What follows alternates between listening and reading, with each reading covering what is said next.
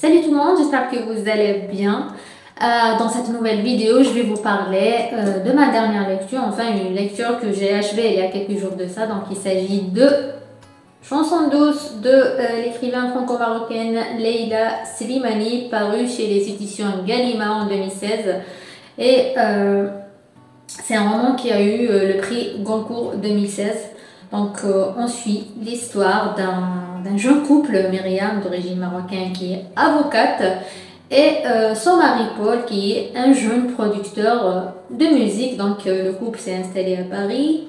À la venue de leur premier enfant, Mila, Myriam, elle a été obligée de mettre de côté, de sacrifier en quelque sorte son poste, sa vie professionnelle pour pouvoir s'occuper de son enfant.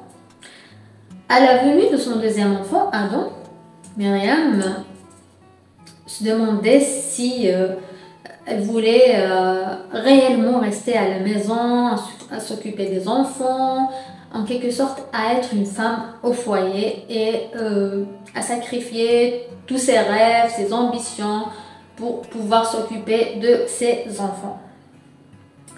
Un jour, elle a croisé un ancien collègue qui lui a proposé de rejoindre le cabinet d'avocat là où il travaille. Donc Myriam l'a accepté et elle s'est mise d'accord avec son mari Paul à engager une nounou.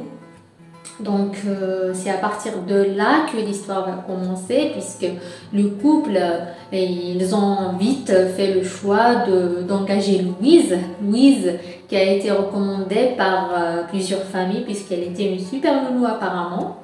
Donc le personnage principal de ce roman, c'est Louise, la nounou des deux enfants. Donc Louise, elle se levait très tôt, elle partait très tard, elle ne réclamait rien du tout. En fait, elle facilitait la vie au couple, puisque non seulement elle s'occupait des enfants, mais aussi elle faisait toutes les tâches ménagères, elle préparait même le dîner. Donc le couple, quand il rentre, il n'a qu'à passer un petit peu de temps avec les enfants et dormir. Donc, avec le temps, elle a réussi à devenir indispensable pour le couple et elle a même voyagé, elle a même pris des vacances avec eux. Donc, elle est devenue en quelque sorte une deuxième maman pour les enfants qu'elle adorait beaucoup. Sauf que il y a une autre partie de la personnalité de Louise en fait, qui est la partie sombre. Louise, elle est toujours prisonnière de son passé, donc elle a une certaine façon de voir les choses. En fait, elle disait toujours que pourquoi je suis obligée de m'occuper des enfants des autres. Eux, ils avancent, moi je m'occupe des enfants des autres. Donc voilà, au cours du roman, en fait, c'est une histoire banale, mais ça en dit trop sur la personnalité de Louise qu'on suit du début jusqu'à la fin. Donc,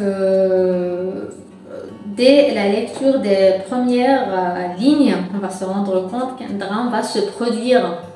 Donc, je vais vous lire les quelques phrases pour que vous puissiez avoir une petite idée.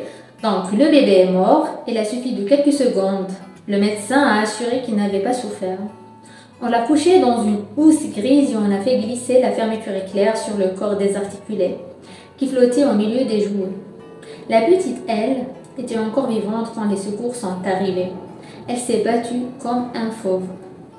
Donc, comme vous pouvez le constater, donc un drame va se produire par la suite. Donc, la question qui se pose, c'est quoi le rôle de Louise dans tout ça? Donc, est-ce qu'elle a joué un rôle dans ce drame ou bien elle a tout fait pour que ce drame-là ne se produise pas? Donc, je vous laisse découvrir ça à la fin de ce roman. Donc, c'est un roman que je vous recommande. Je vous le recommande 1000 fois. En fait, moi, je l'ai lu en 3 jours, je pense. Il se lit facilement, c'est une lecture très facile.